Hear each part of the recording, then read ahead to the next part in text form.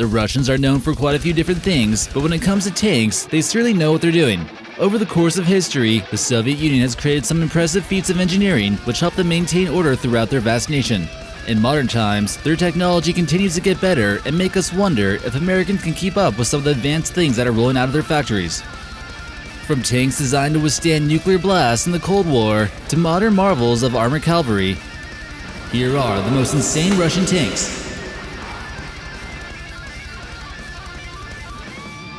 Hey guys, how's it going? This is your host American Eye bringing to you another epic video. But before we get started, make sure you like, comment, and subscribe, and hit that bell for notifications. Number 13. The S25S Sprut SD. Also known as the Kraken, this Russian self-propelled light tank was developed by the defense company known as Volgograd Tractor Plant. It's been in service since 2005.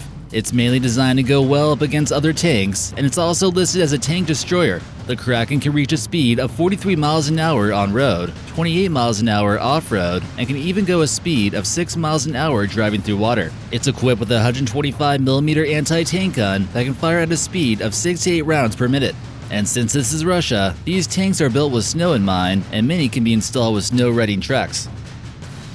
Number 12. The PT-76. Also known as the floating tank, this was a lightweight option for the Soviet Union and was often used for reconnaissance missions. It became a standard vehicle that was heavily produced and most well known for its amphibious capabilities.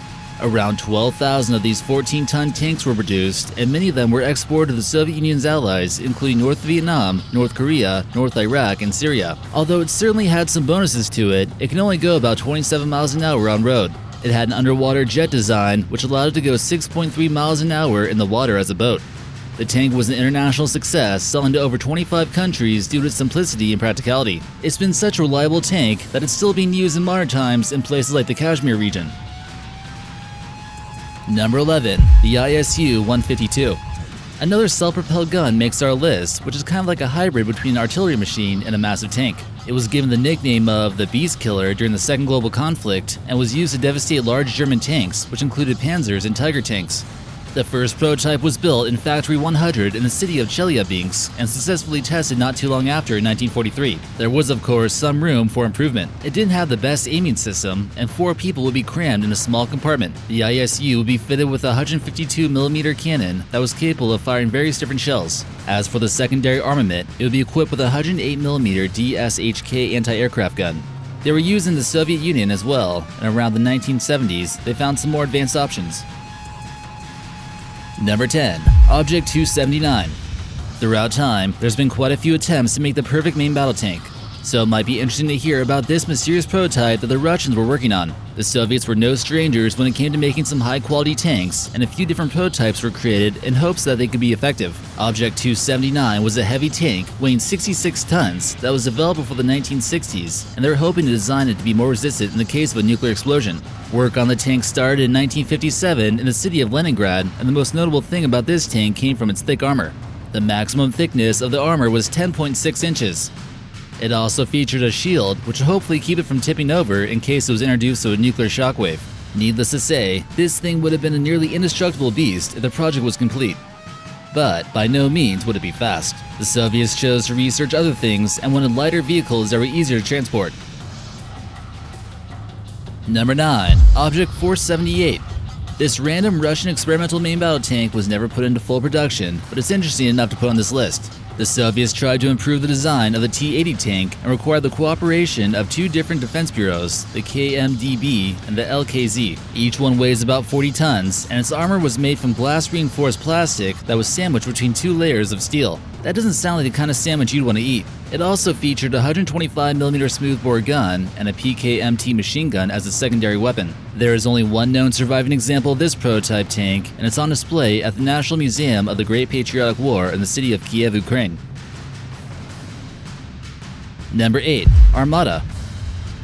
So it turns out that Russia is pretty advanced when it comes to tanks. Possibly more advanced than the West ever since the super tank called the Armada T14 was recently unveiled in June of 2015. Russia was flexing their muscles during this Victory Day parade in Moscow, and photos of these insane tanks were released. Russia has boosted their military in recent years, and they came up with this masterpiece of tank engineering. This tank has state-of-the-art weaponry, a remote-controlled turret, and basically impenetrable armor. It also has the ability to be completely remote-controlled and is the first fully robotic tank in the world. Some commanders compare controlling these things like playing a video game. Who knew your gaming skills can come in handy someday in the future? The Armada tank certainly has some firepower too, with its 154mm cannons having the longest barrels. Number 7. Armada T15 Vehicle.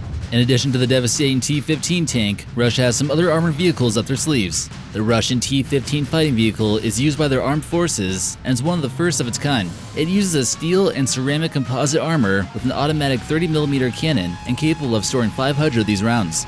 It has a capacity to carry 9 people and reach speeds of 65 to 70 miles an hour. It's about the same weight of a tank, but could be used more often for scouting with its multiple cameras and mobility. Number 6. The Su-100.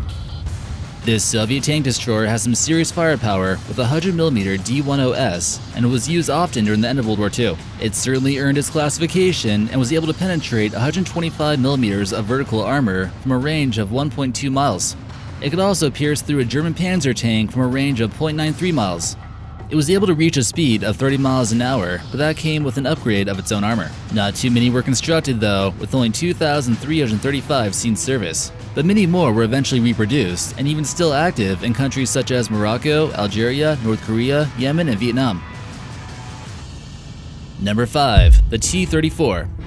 The T-34 was a medium tank developed by the Soviets, and it quickly became a force to reckon with. Anti-tank rounds had trouble piercing its well-sloped armor, which means that projectiles won't be making a 90-degree impact upon it. During the war, many advancements were made which made it more cost-effective and quicker to produce. They managed to make an estimated 80,000 of them, making it the second most produced tank during WW2 after the M4. The T-34 made an appearance during the biggest tank battle of all time, the Battle of Kursk. It also played a huge role in repelling the final German offensive. Number 4. The Flying Tank. Some military helicopters out there might get the nickname of the Flying Tank, but this strange prototype is literally a flying tank. This is what's known as the Antonov A-40, which is basically a 6-ton tank attached to a glider plane. The idea was to use gliders to gently transport tanks into the front lines, but this appeared to have some difficulties. The Soviet design never actually saw the battlefield, but actually was tested out in 1942. The extreme drag created by the tank's sheer weight was enough for them to call off the project. The Soviets looked for other ways to transport the tanks. Still terrifying nonetheless. Number 3. The T-80. Possibly one of the most disappointing Soviet tanks ever made is the T-80 tank, which entered service in 1976 and is still currently in use. It was mainly produced in the city of Omsk, Russia, and its chief designer was Nikolai Popov. This is classified as a main battle tank, and they were certainly the standard during the Cold War. NATO was still worried about these mechanical beasts and feared that they would take over all of Europe in only a few weeks.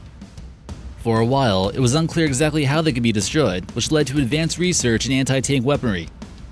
Some of the thickest portions of armor could reach about 13 centimeters in the hull and turret, while being able to reach a max speed of 43 miles an hour on the road.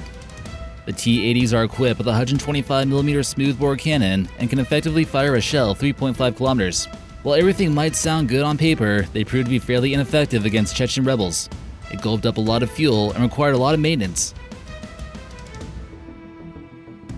Number 2. The T-72.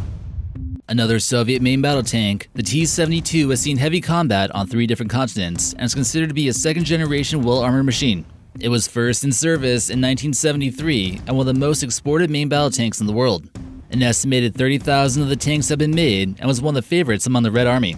It was the most commonly used tank by countries who were part of the Warsaw Pact from the 1970s all the way until the fall of the Soviet Union in the 1990s.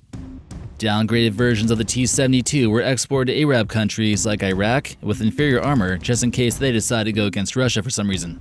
In any case, they were designed to be resistant to nuclear, biological, and chemical warfare attacks for extra protection. This was partially thanks to a synthetic fabric made from a boron compound which would reduce the effects of a neuron bomb. And number 1, the T-90. Unless there's a military parade going on in Moscow, you would not want the T-90 third-generation main battle tank rolling through your streets. The Russians learned what was wrong with the T-80 and made it even stronger against anti-tank equipment. This Russian-built tank uses a 125mm smoothbore cannon and has been fitted with many upgrades to keep it competitive against other top armies around the world.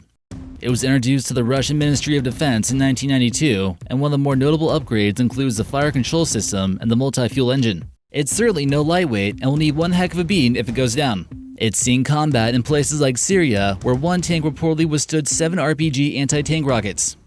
It even withstood a direct hit from BGM-71 TOW that we see here.